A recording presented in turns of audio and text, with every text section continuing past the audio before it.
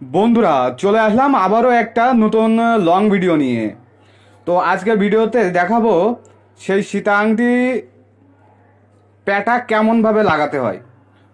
তো গত একটা ভিডিওতে সীতা আংটির একটা পিসের প্যাটা লাগানোর ভিডিও দিয়েছি, বাট আর একটা সীতা আংটি, যেহেতু সীতা আংটির দুই জোড়া এক জোড়া ছিল, মানে দুই পিস, সেহেতু প্রথমটা তো ভিডিও দেখিয়েছি, এবার দ্বিতীয়টার ভিডিও আপনাদের সামনে নিয়ে চলে আসলাম। তো অতি সহজে আগেরটার মতন এবারটা অতটা সমস্যায় পড়তে হয় নাই।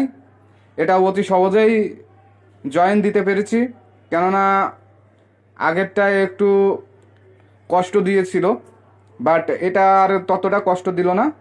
ব্যাস এক চান্সেই প্যাঠাটা জয়েন দিয়ে দিলাম, কেননা আগেরটার দক্ষতা এর উপরে প্রয়োগ করেছি, সেক্ষেত্রে দ্রুততার সাথে হয়ে গিয়েছে।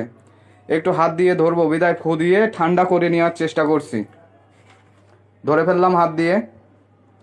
এবার একটু দেখছি কোনো রকম টাল টুল আছে কিনা, যদি টাল থাকে তাহলে সেটারে সমাধান করব, এই আশায় আর কি। তো টাল তো নাই, কিন্তু মাপ ঠিকঠাক আছে কিনা সেই মাপটা দেখা হচ্ছে। মাপও সঠিক আছে।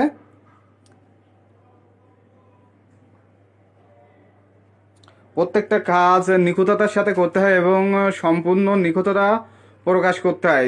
এই জন্য তো বারবার করে দেখছি যে কোনো সমস্যা আছে কিনা, টাল আছে কিনা।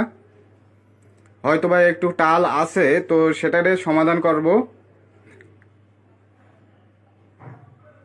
আলতোভাবে সব সাইডে, প্যাঠার সব সাইডে হিট দিয়ে নিচ্ছি, কেননা প্যাঠা প্রথমত জয়েন দেওয়া ছিল এবং হিট না দিলে প্যাঠা ছাড়িয়ে যেতে পারে, টান থাকার কারণে ছাড়িয়ে যেতে পারে, এজন্য প্যাঠাটাকে হিট দিয়ে নিলাম।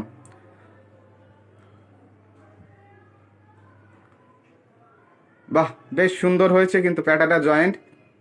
এবার আঙুলে দিয়ে দেখছি যে কেমন কি হয়। বেশ মানানসই হয়েছে। এবার এটাকে পরিষ্কার করব, পরিষ্কার করে সেলাই করতে দেব। সেলাই করা কমপ্লিট হয়ে গেলে চটকা দিয়ে কাস্টমারের হাতে বুঝিয়ে দেব। আজকের ভিডিও এই পর্যন্তই।